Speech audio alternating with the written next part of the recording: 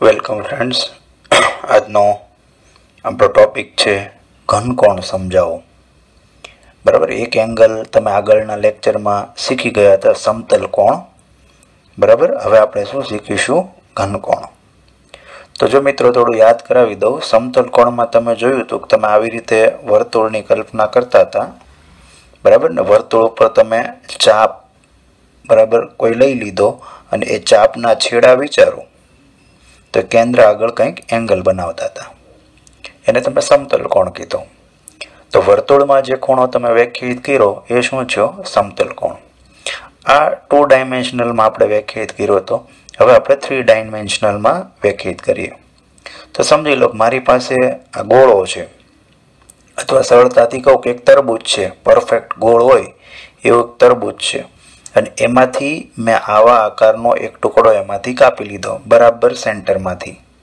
બરાબર, તમે ઉદાહરણ પૂરતો કહી દો તો તમને ખ્યાલ આવે કે તરબૂચ લેવા જાઓ તો તરબૂચ તમને ચાખવા માટે આપે તો અંદરથી નાનો એવો ટુકડો તરબૂચમાં તમને કાપીને આપે. દાખલા તરીકે ટુકડો દોરવો હોય તો તમે કંઈક આવા આકારની કલ્પના કરો કે આવો કંઈક ટુકડો તમને સેન્ટરમાંથી કાપી આપવામાં આવે છે ચપ્પુથી. બરાબર, દાખલા તરીકે આ રીતે કંઈ ટુકડો તમને કાપીને આપે, એમાં આટલો ટુકડો છે, આ લીલી છાલ છે. બરાબર ને, આ તરબૂચ છે, આપણું રેડ કલરનો પોર્શન છે. તો કંઈક આવી જ કલ્પના કરવાની છે. તો અહીંયા તમે વિચારો બરાબર સેન્ટરમાંથી તરબૂચમાંથી તમે આવા આકારનો એક ટુકડો કાપ્યો. બરાબર, ઉપર અહીંયા તમે જે તમને ચોરસ કે લંબચોરસ ટુકડો કાપે એની જગ્યાએ તમારે શું વર્તુળાકાર ટુકડો તમે કાપી શકો, અથવા આવો ટુકડો લઈ શકો. તો અહીંયા આ જે સપાટી છે એ લીલી છાલ છે. બરાબર, તો આવો જો ટુકડો કાપો તો જો અહીંયા 3 ડાયમેન્શનલમાં ગોળામાં પણ એક એંગલ તમે વ્યાખ્યાયિત કરી શકો. બરાબર, કે ભાઈ અહીંયા આ સપાટી છે, આટલી સપાટી છે, ગ્રીન કલરની જે છાલ છે એ સપાટીને કંઈક ક્ષેત્રફળ છે. બરાબર, અને અહીંયા આ તરબૂચની ત્રિજ્યા બની જશે. તો અહીંયા જે અણી છે, અહીંયા કેન્દ્ર આગળ કંઈક ખૂણો બનવાનો છે. આ ખૂણાને આપણે શું કહીએ છીએ? ઘનકોણ. એને આપણે ડી ઓમેગા સંજ્ઞાથી દર્શાવીએ છીએ. બરાબર, એટલે ગોળાની અંદર જે એંગલની કલ્પના કરીએ આવી રીતે ટુકડો કાપીને તો એ શું બને? ઘનકોણ. એટલે આ 3 ડાયમેન્શનલ વાત થઈ. તો અહીંયા આ ખૂણો કઈ રીતે વ્યાખ્યાયિત કરવામાં આવે છે સમજો, બહુ સરળ છે. તો વ્યાખ્યા કંઈક આવી લીધી છે જો, કે ગોળાના પૃષ્ઠ પરના ક્ષેત્રફળે ગોળાના કેન્દ્ર આગળ આંતરેલા કોણને શું કહેવાય? ઘનકોણ. જો આ વ્યાખ્યા અહીંયા લખેલી છે પણ એને બરાબર હું જે કહું એ રીતે સમજજો. શું કીધું? કે ગોળાના પૃષ્ઠ પરના ક્ષેત્રફળે, પૃષ્ઠ એટલે સપાટી. તો જો ગોળાની આ ગ્રીન કલરની છાલ છે, બરાબર, આજે ગોળાકાર છાલની કલ્પના કરીએ, સપાટી છે, અને સપાટી છે અહીંયા ગોળાના કેન્દ્ર આગળ કંઈક એંગલ બનાવે છે. તો પૃષ્ઠની જે સપાટીનું ક્ષેત્રફળ છે એને સેન્ટર આગળ બનાવેલો ખૂણો, બરાબર, આ ટુકડાએ સેન્ટર આગળ બનાવેલો આ ખૂણો, એને શું કહેવાય? ઘનકોણ. અથવા એની બીજી વ્યાખ્યા લેવી હોય તો ઘનકોણની વ્યાખ્યા સૂત્ર પરથી તમે લઈ શકો. જો ઘનકોણનું સૂત્ર અહીંયા અમે લખ્યું છે, ક્ષેત્રફળ ભાગ્યા ત્રિજ્યાનો વર્ગ. જો અહીંયા કયું ક્ષેત્રફળ છે? તો જે તમે આ સપાટી લીધી છાલ છે ગ્રીન કલરની એનું ક્ષેત્રફળ છે, અને ગોળાની જે ત્રિજ્યા છે એનો વર્ગ. તો ઘનકોણ કોનો ગુણોત્તર છે? તો ક્ષેત્રફળ અને ત્રિજ્યાના વર્ગનો ગુણોત્તર છે. બરાબર, એટલે બીજી વ્યાખ્યા એમ થાય કે ગોળાના પૃષ્ઠ પરનું ક્ષેત્રફળ અને ત્રિજ્યાના વર્ગના ગુણોત્તરને, ક્ષેત્રફળ અને ત્રિજ્યાના વર્ગના ગુણોત્તરને શું કહેવામાં આવે? ઘનકોણ. બરાબર, અથવા એનું સૂત્ર લખવું હોય તો ઘનકોણમાં ક્ષેત્રફળ આપણે ધારી લીધું છે DA. આ જે સપાટી છે એનું ક્ષેત્રફળ ધાર્યું છે DA અને ગોળાની ત્રિજ્યા કીધી છે R, એટલે અપોન શું થઈ ગયું? R². તો ઘનકોણનું સૂત્ર થઈ ગયું DA/R². બરાબર, તો આવી રીતે ઘનકોણ લેવામાં આવે છે. એના એકમ અને સંકેત પણ યાદ રાખી લો. તો ઘનકોણ માપવામાં આવે છે સ્ટી રેડિયન. જેમ અહીંયા સમતલ કોણમાં તમે રેડિયન એકમ કીધો તો એમ ઘનકોણમાં કયો એકમ છે? સ્ટી રેડિયન. અને એને સંજ્ઞા કઈ રાખવામાં આવે છે? SR, સ્મોલ SR વડે સ્ટી રેડિયનને દર્શાવવામાં આવે છે. અને અહીંયા ઘનકોણ હોય કે સમતલ કોણ, બંને એંગલ છે એટલે એ પરિમાણ રહિત છે. પરિમાણ રહિત એટલે અત્યાર પૂરતું એવું સમજી લો કે ભાઈ એને કોઈ રાશિ નથી, કોઈ એનો એકમ તમને નહીં મળે. દાખલા તરીકે અહીંયા ક્ષેત્રફળ તમે મૂકો તો ક્ષેત્રફળ તમે માપશો મીટર સ્ક્વેર એકમમાં. બરાબર, ક્ષેત્રફળ છે એટલે લંબાઈ ગુણ્યા પહોળાઈ, તો તમે એનો એકમ શું છો? મીટર સ્ક્વેર લો છો. અને ત્રિજ્યા તમે શેમાં માપો છો? મીટરમાં. તો છેદમાં મીટર છે પણ ત્રિજ્યાનો સ્ક્વેર છે એટલે મીટર સ્ક્વેર થઈ ગયું. એટલે અહીંયા કોઈ એનું પરિમાણ નથી. આ ટોપિક હું તમને સ્પષ્ટ પારિમાણિક સૂત્રો એવો જ્યારે ટોપિક ચલાવીશ ત્યારે આ પરિમાણ રહિત શું છે, બરાબર, અથવા પરિમાણ શું છે આ બાબતની ચર્ચા કરું. અત્યાર પૂરતું તમે યાદ રાખો, એ શીખા નથી કે આને કોઈ પરિમાણ નથી. બરાબર, એટલે ઘનકોણ આવી રીતે વ્યાખ્યાયિત કરવામાં આવે છે. મિત્રો, આ સ્લાઇડમાં આપણે ઘનકોણ સમજવા માટે હું તમને એક ઉદાહરણ, એક નાનો એવો MCQ આપું એટલે તમને ખ્યાલ આવે કે કઈ રીતે ઘનકોણ બને છે. દાખલા તરીકે હું એમ કહી દઉં કે માની લો આ અર્ધગોળો છે. તમે આખું તરબૂચ છે એને બરાબર વચ્ચેથી સેન્ટરમાંથી એક સ્લાઇસ કરો છો એટલે તમને અર્ધગોળાકાર તરબૂચ મળશે. આ એની વર્તુળાકાર સપાટી, બરાબર, જે તમે કટિંગ કરો છો સ્લાઇસ જ્યાંથી, ત્યાં સપાટી કેવી બનશે? વર્તુળાકાર. અને માની લો આ તરબૂચ છે એની ત્રિજ્યા કેટલી છે? R છે. આ ત્રિજ્યા છે. હવે દાખલા તરીકે અહીંયા તમારે કેટલો એંગલ બને સ્ટી રેડિયનમાં એ જોવો છે. તો તમને એમ પૂછે ચાલો અર્ધગોળા માટે અહીંયા કેન્દ્ર આગળ કેટલો એંગલ બનશે? તો જો આપણે સ્ટી રેડિયન માપ શોધવું છે, ઘનકોણ શોધવું છે, તો સૂત્ર આપણે લખ્યું સપાટીનું ક્ષેત્રફળ ભાગ્યા ત્રિજ્યાનો વર્ગ. તો જો અહીંયા સપાટીનું ક્ષેત્રફળ કેટલું થશે?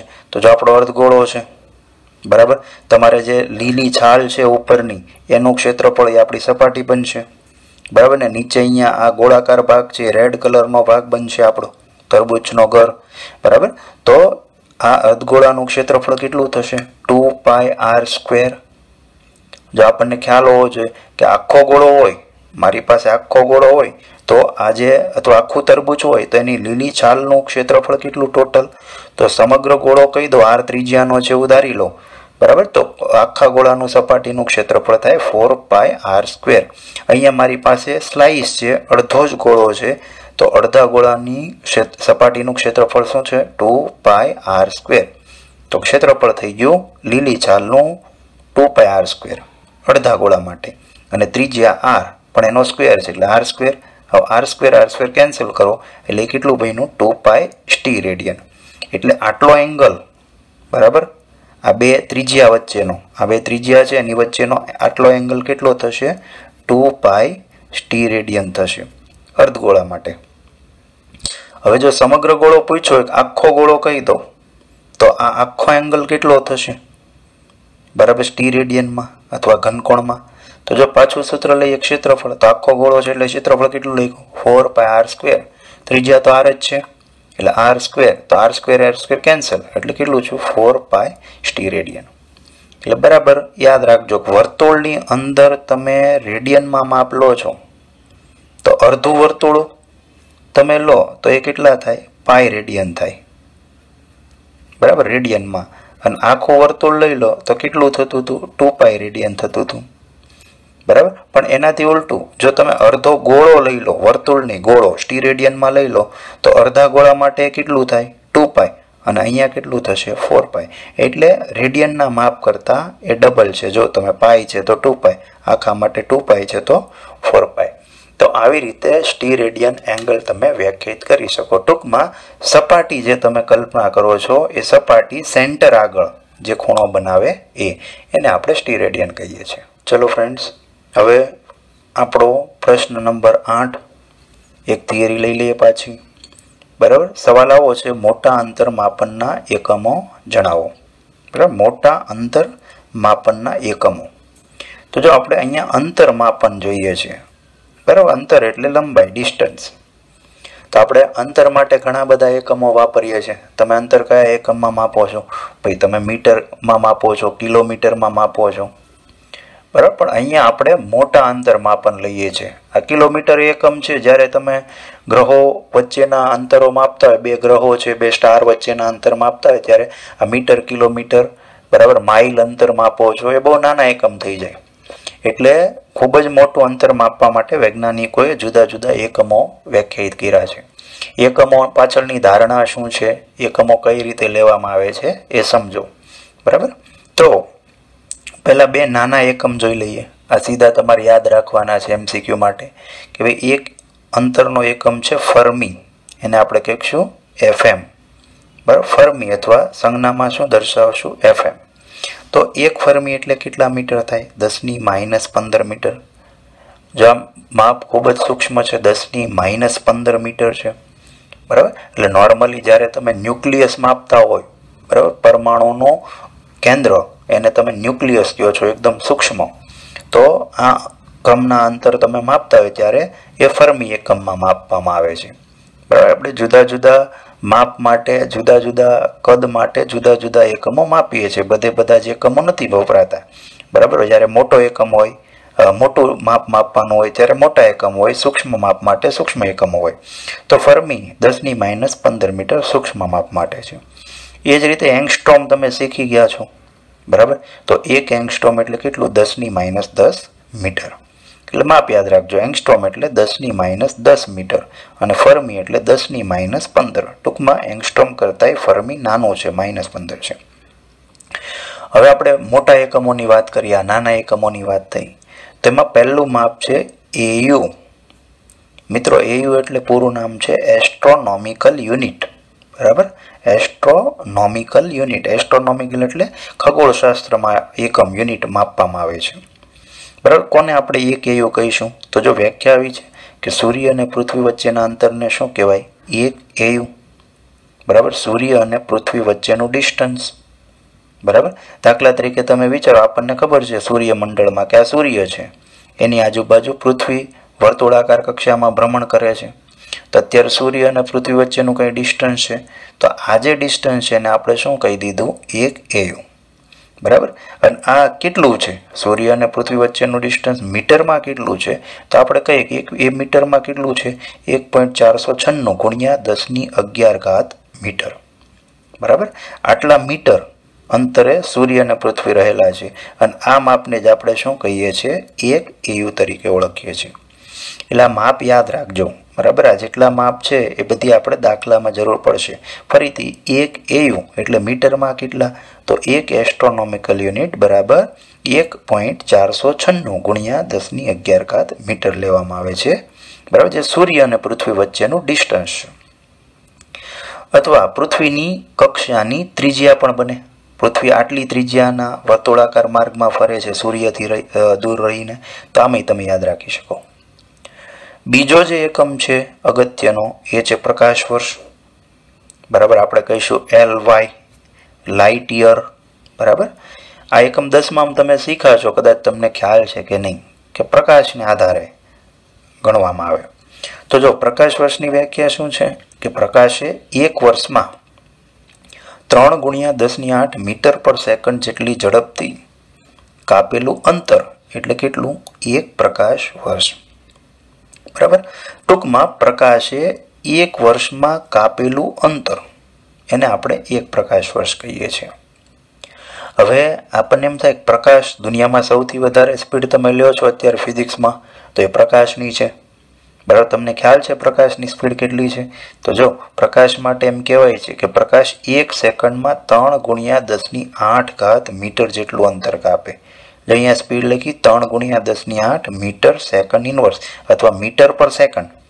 તો આનો અર્થ શું છે કે એક સેકન્ડમાં પ્રકાશ કેટલું અંતર કાપે? 3 ગુણ્યા 10⁸ મીટર અથવા 3 લાખ કિલોમીટર અંતર એક સેકન્ડમાં પ્રકાશ કાપી નાખે. તો અહીંયા જો મારે એક સેકન્ડમાં નહીં, પણ મારે તો કેટલું જોઈએ છે? એક વર્ષમાં. તો એક સેકન્ડમાં આટલું અંતર કાપતું હોય લાઇટ, તો એક વર્ષમાં એ કેટલું કાપતું હશે? તો ચાલો આપણે ગણતરી કરીએ અને કંઈક અંક મેળવીએ. બરાબર, જેથી તમને વધારે ડિટેલમાં ખ્યાલ આવે. તમારે તો સીધી વ્યાખ્યા જ નહીં યાદ રાખવાની છે. જો તો પહેલાં અહીંયા વર્ષની જગ્યાએ આપણે સેકન્ડ લઈ લઈએ કે ભાઈ એક વર્ષમાં પહેલાં તો સેકન્ડ કેટલી હશે? તો જે અહીંયા મેં એક વર્ષની સેકન્ડ ગણી છે. બરાબર, તમે ટ્રાય કરજો, તમને આવડે છે ગણતા અથવા શીખો છો તો આપણને ખબર છે કે એક વર્ષમાં 365 દિવસ અથવા એક્ઝેક્ટલી લેવો હોય તો 365.25 દિવસ છે. બરાબર, હવે દરેક દિવસમાં કેટલા કલાક છે? 24. એટલે ગુણ્યા કર્યા 24. તો આ દિવસ થયા એને ગુણ્યા 24 કરો એટલે કલાકમાં કન્વર્ટ છું. અને એક કલાકમાં કેટલી સેકન્ડ છે? તો 3600 સેકન્ડ છે. એટલે ગુણ્યા કર્યા 3600. એટલે તમે 365.25 ગુણ્યા 24 ગુણ્યા 3600 કરો તો એ તમને 1 વર્ષની સેકન્ડ આપે. તો આ ગુણાકાર તમે તમારા કેલ્ક્યુલેટરમાં કરી જુઓ, આટલો આવશે 31,557,600. બરાબર, હું તમને મોબાઈલ નંબરની જેમ બોલીને કહું છું. તો આવો આંકડો, આટલી સેકન્ડ આપણને મળશે. હવે તમે આગળ ગણતરી પૂરી કરો તો આપણે આવું લખી શકીએ. જો આગળ કે ભાઈ 1 સેકન્ડમાં પ્રકાશે કાપેલું અંતર કેટલું છે? 3 ગુણ્યા 10⁸ મીટર. તો મારે 1 વર્ષમાં એટલે કેટલી સેકન્ડ આવી? 31,557,600. બરાબર, તો આટલી સેકન્ડમાં પ્રકાશ કેટલું અંતર કાપશે?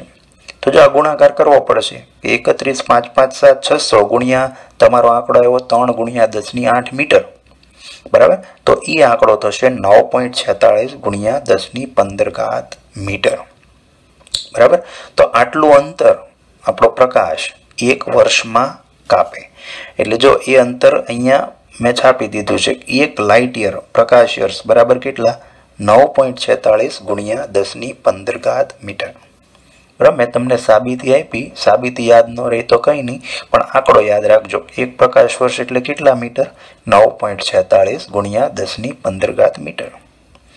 હવે ત્રીજું આપણું માપ છે મોટા અંતરનું, એને આપણે કહીશું પારસેક. બરાબર, જેને આપણે પીસી વડે દર્શાવશું. પારસેક એટલે સંજ્ઞામાં લખશું પીસી. તો આ એક મોટું અંતર માપન છે. તો જો કઈ રીતે આ વ્યાખ્યાયિત કર્યું છે, આ થોડુંક વધારે ધ્યાનથી સમજો. બરાબર, તો જે અંતરે પૃથ્વીની ભ્રમણ કક્ષાની સરેરાશ ત્રિજ્યા વડે 1 સેકન્ડ જેટલો ખૂણો અંતરાય, તે અંતરને શું કહેવાય? 1 પારસેક.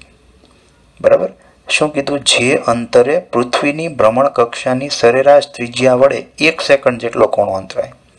બરાબર, પૃથ્વીની સરેરાશ ભ્રમણ કક્ષાની ત્રિજ્યા. બરાબર, તો પૃથ્વીની ત્રિજ્યા આપણે હમણાં કીધું સરેરાશ ત્રિજ્યા. તો પૃથ્વી સૂર્ય આજુબાજુ કેટલી ત્રિજ્યામાં ફરે છે? 1 AU. એટલે તમે સરેરાશ ત્રિજ્યા ન લખો હોય તો 1 AU વડે લખી શકો. અને કેટલો ખૂણો બનાવવાનો છે? 1 સેકન્ડ. તો આવું જે અંતરે થાય એ અંતરને આપણે શું કહીએ છીએ? પારસેક. હવે સમજો કે આનો મતલબ શું? બહુ સ્પષ્ટ નથી થતું આ વ્યાખ્યા ઉપરથી, તો હું તમને વધારે સ્પષ્ટ કરું એક આકૃતિથી. બરાબર, આનો અર્થ શું છે? તમે એવી કલ્પના કરો કે અહીંયા મારી પાસે આ બ્લેકબોર્ડ છે અથવા દિવાલ છે, દિવાલ ઉપર મેં 2 ખીલ્લી મારી દીધી, A અને B. A અને B ખીલ્લી છે. પણ જો આ મિત્રો ખીલ્લી ક્યાં મારી છે? 1 AU અંતરે. બરાબર, તો દિવાલ ઉપર 1 AU અંતરે મેં ખીલ્લી મારી દીધી. હવે એની સાથે આ બ્લુ કલર જે છે એ 2 દોરી બાંધેલી છે, અને દોરીના બંને છેડા મેં અહીંયા પકડી રાખ્યા છે P પાસે. અહીંયાથી મેં છેડા પકડી રાખેલા છે. બરાબર, હવે હું દૂર દૂર જતો જાઉં છું. આ દિવાલથી હું દૂર દૂર આ P બિંદુ લેતો જાઉં છું. બરાબર, તો જેમ જેમ દૂર દૂર જઈએ, બરાબર, આપણને ખ્યાલ છે કે એમ ખૂણો બદલાતો જશે. બરાબર, તો મારે અહીંયાથી P બિંદુ એવું પસંદ કરવાનું છે, એટલે અથવા એટલું દૂર ઊભું રહેવાનું છે કે જેથી આ એંગલ કેટલો બને? 1 સેકન્ડ. બરાબર, મેં તમને ખૂણાના સૂક્ષ્મ માપમાં સેકન્ડ શીખવાડેલો હતો. તો આવું જે અંતર અથવા ત્યારે જે આ દોરીની લંબાઈ બનશે, બરાબર, એને શું કહી દઉં છું? 1 PC. કે 1 AU અંતરે તમે 2 ખીલ્લી મારો, ત્યાંથી એટલા અંતરે દૂર ઊભા રહો P પોઈન્ટ ઉપર કે જેથી 2 દોરી વચ્ચે કેટલો ખૂણો બને? 1 સેકન્ડનો. તો આ જે દોરીની લંબાઈ છે એને આપણે શું કહીએ? 1 PC. હવે આપણે વિચારીએ કે આ પારસેક છે એ કેટલું થશે? આ દોરીની લંબાઈ કેટલી હશે કે જેથી અહીંયા ખૂણો 1 સેકન્ડ થાય? તો જો એ કંઈક આવી ગણતરી થાય તો તમે આકૃતિ તો ખ્યાલ આવી ગયો હવે. બરાબર, તો જો આ જ આકૃતિમાં હવે આપણે ખૂણાની રેડિયનમાં વ્યાખ્યા યુઝ કરીએ તો આપણને ખબર છે ખૂણો બરાબર ચાપ ભાગ્યા ત્રિજ્યા. આમાં કિંમત મૂકીએ તો ખૂણો આપણને કેટલો છે? 1 સેકન્ડ મળવો જોઈએ. બરાબર, ચાપ કેટલો થશે? 1 AU. ફરીથી યાદ કરાવી દો કે આ AB ચાપ કઈ રીતે થાય છે, તો તમને શીખવેલું છે કે P ને કેન્દ્ર લઈને તમે આવી રીતે વર્તુળ દોરો. બરાબર, તો P ને કેન્દ્ર લઈને વર્તુળ દોરો તો આ AB આપણો શું બની જશે? ચાપ બની જશે. અને આ AP અથવા PB આ શું બની જશે? ત્રિજ્યા બની જશે. તો ચાપ આપણો છે 1 AU અને ત્રિજ્યા કેટલી બની? 1 PC. હવે મારે 1 PC પારસેક જોઈએ છે, તો જો 1 PC બરાબર શું થાય? 1 AU ના છેદમાં PC ને કરતા બનાવો 1 AU ના છેદમાં 1 સેકન્ડ. હવે મને ખબર છે કે 1 AU એટલે કેટલા તમને હમણાં શીખવાડ્યા, અને હું મીટરમાં ચેન્જ કરી દઉં. એયુ એટલે 1.496 ગુણ્યા 10⁻11 મીટર, તમે યાદ રાખેલું છે. અને અહીંયા 1 સેકન્ડ છે, તો જો અહીંયા 1 સેકન્ડના મેં લખ્યા 4.85 ગુણ્યા 10⁻6. તમને એમ થાય કે આ સેકન્ડની જગ્યાએ શા માટે લખ્યા, તો તમને યાદ કરાવી દો કે અહીંયા આપણે ખૂણાની રેડિયનમાં વ્યાખ્યા લીધેલી છે, એટલે ખૂણો સેકન્ડમાં નહીં શેમાં હોવો જોઈએ, રેડિયનમાં. તો આગલા લેક્ચરમાં આપણે યાદ રાખેલું કે 1 સેકન્ડ એટલે કેટલા રેડિયન, 4.85 ગુણ્યા 10⁻6 રેડિયન. હવે તમે આ બંને અંકોનો ભાગાકાર કરી દો અને આ ઘાતનું સાદુરૂપ આપી દો. બરાબર, અહીંયા ઘાત તમે લખવી તો 11 ને -6 ઉપર જાય તો +6 એટલે 17 ઘાત થશે અહીંયા. પણ તમે અહીંયા આગળ આંકડામાં પોઈન્ટ ખસેડશો 3 પછી રાખશો એટલે અહીંયા 16 ઘાત થશે અને આવો આંકડો બેસશે. એટલે આ આન્સર આવે છે 3.08 ગુણ્યા 10⁻16 મીટર, જે શું આપણું બન્યું 1 પાર્સેક. બરાબર, આ એની સાબિતી છે, તમારે સાબિતી યાદ રાખવાની જરૂર નથી, તમે ખાલી માહિતી સમજો. બરાબર, એટલે આ 1 પાર્સેક બરાબર 3.08 ગુણ્યા 10⁻16 મીટર થાય. એટલે 3 માપ આપણે શીખા, ફરીથી કહી દઉં. બરાબર, એસ્ટ્રોનોમિકલ યુનિટ AU એ સૂર્ય અને પૃથ્વી વચ્ચેનું અંતર છે અને કેટલું છે 1.496 10⁻11 મીટર. બીજું પ્રકાશ 1 વર્ષમાં કાપેલું અંતર પ્રકાશ વર્ષ કહીએ છીએ, લાઇટ યર કહીએ છીએ, કેટલું 9.46 10⁻15 મીટર. એ સાબિતી મેં તમને આપી કઈ રીતે. અને એવું કીધું કે પૃથ્વીની ભ્રમણ કક્ષાની સરેરાશ ત્રિજ્યા અથવા તો 1 AU વડે જેટલા અંતરે 1 સેકન્ડનો ખૂણો બને એ અંતર એને કહીએ છીએ 1 પાર્સેક, અને પાર્સેક થશે 3.08 × 10⁻16 મીટર. તો આવી રીતે આ 3 માપ તમે સારી રીતે યાદ રાખી શકો.